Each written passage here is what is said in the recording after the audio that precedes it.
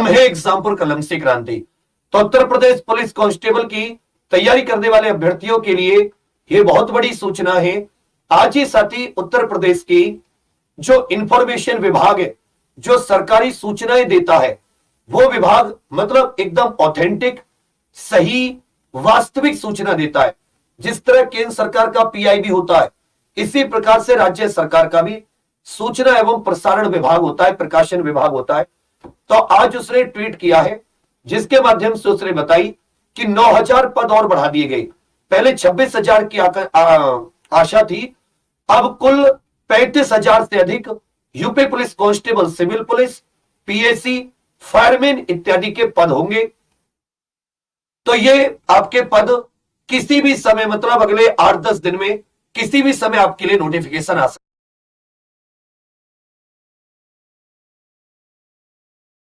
है।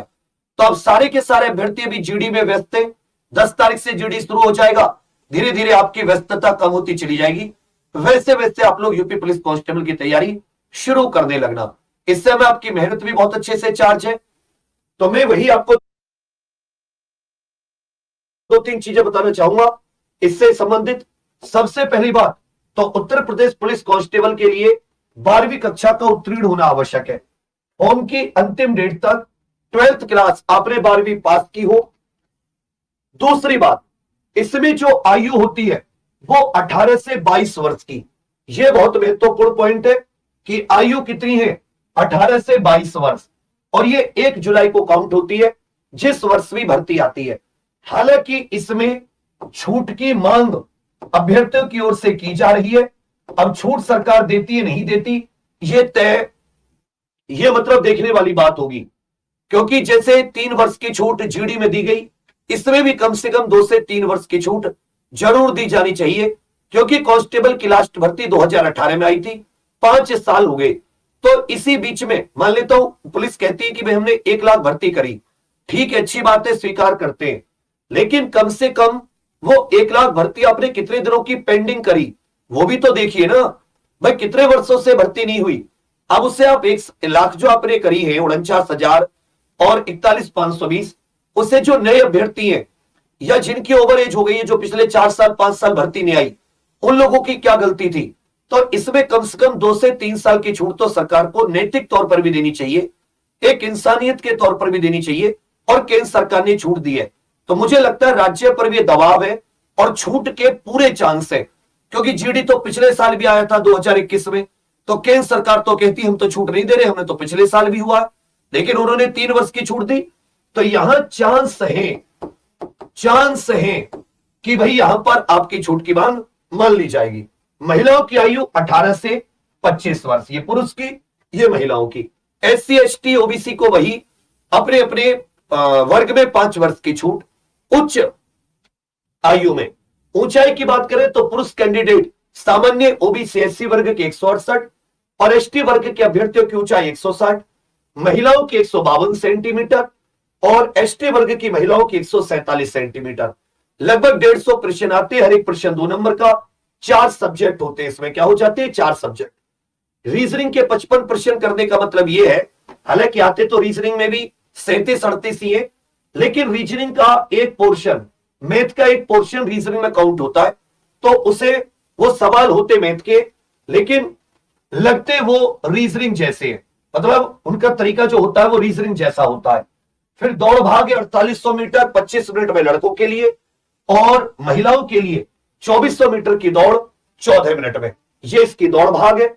पिछले cut off की बात करें तो आप ये समझ सकते हैं कि कट ऑफ जो पिछली है उन पर मैं अलग भी वीडियो बना दूंगा, पहले भी बनाई है, काफी हाई रही है। और आपको मैं तीनों प्रकार के कट ऑफ, 41,520 वाली, 49,568 वाली, और जो आपकी ये दूसरी वाली है जेल वार्डर वाली, सबकी कट ऑफ इसमें बहुत अच्छे से, और बच्चे इतने दिनों से भरे बैठे हैं तो आप समझ सकते हैं। दूसरी चीज, इसकी जो हम लोग क्लास हमारी सुबह 8 बजे से चल रही है, 8 से सुबह 12 बजे तक, फिर शाम में 8 से 10 बजे तक। अभी सुबह शाम में शुरू हो जाएंगी, 0 से बिल्कुल एकदम। लेकिन अभी क्योंकि जीडी है तो अभी हम लोग इस पर नहीं जाएंगे ज्यादा। हम लोग 16 जनवरी के आसपास से हम लोग क्लासेस शुरू करेंगे बिल्कुल जीरो से। अभी भी क्लास चल रही है, अभी भी क्लास चल रही है, लेकिन क्योंकि अभी ज्यादातर स्टूडेंट जो है वो जीडी में व्यस्त है, हम प्रॉपर जो क्लासेस की शुरू करेंगे वो 16 से एकदम जीरो से 3 महीने का 90 दिन का टारगेट लेकर। अभी अब इसकी तैयारी के लिए आपकी जो रणनीति होनी चाहिए, वो रणनीति का जो एक सबसे महत्वपूर्ण टास्क है, उस रणनीति में मैं आपको बताऊं कि आप लोगों के पास जो प्रीवियस ईयर पेपर है, जितने भी अभी तक शिफ्ट हुई है इसकी, जितनी भी प्रीवियस ईयर हुई है, जितनी भी प्रीवियस ईयर शिफ्ट हुई है, ये सारी की सारी आपकी बहुत अच्छे से, इनको अच्छे से एनालिसिस करनी है। जिसने इसको अच्छे से एनालिसिस किया उससे समझ में आ जाएगा कि मुझे कहां पढ़ना है और कितना डीपली पढ़ना है, किस स्रोत से पढ़ना है। समझ रहे हैं मेरी बात? यदि आपने पिछली परीक्षाओं की एनालिसिस नहीं की, आप लोग फंसे रह जाओगे, क्योंकि आपको यही नहीं पता चलेगा कि हमें कौन सा कितना पढ़ना है। टारगेट इस बार बहुत अच्छे से रखना, 3 से 4 महीने का समय मिलेगा, टारगेट बहुत बढ़िया से रखना। 90 से 100 दिन की तैयारी बिल्कुल बिना विचलित हुए, जितनी देर थ्योरी पढ़ो, जितनी देर थ्योरी तैयारी करो, उसी का आधा समय रिवीजन में भी जरूर दो। एक टाइम टेबल बिल्कुल फिक्स कर लेना, एक फिक्स टाइम टेबल, दुनिया इधर से उधर हो जाए, कौन क्या कर रहा है, कैसे पढ़ रहा है, उसको देख के नहीं, अपना एक फिक्स टाइम टेबल, अपने एक फिक्स टाइम टेबल के साथ शेड्यूल कि मुझे ये चैप्टर का ये टॉपिक इस दिन पढ़ना है, ये आज खत्म करना है, आज इसकी मुझे रिवीजन करना है और आज मुझे इसका दोबारा रिवीजन करना है। एक एक चीज जब आपकी बन गई, उसके बाद में आप देखोगे कि आपका स्कोर भी बढ़ता जाएगा और आप अच्छे नंबरों से पास भी करोगे। अब ये सब आपको कहां मिलेगा? प्रीवियस ईयर तो शिफ्ट वाइज सॉल्व आपको example.com पर मिल जाएगा, इसमें कोई शक नहीं है।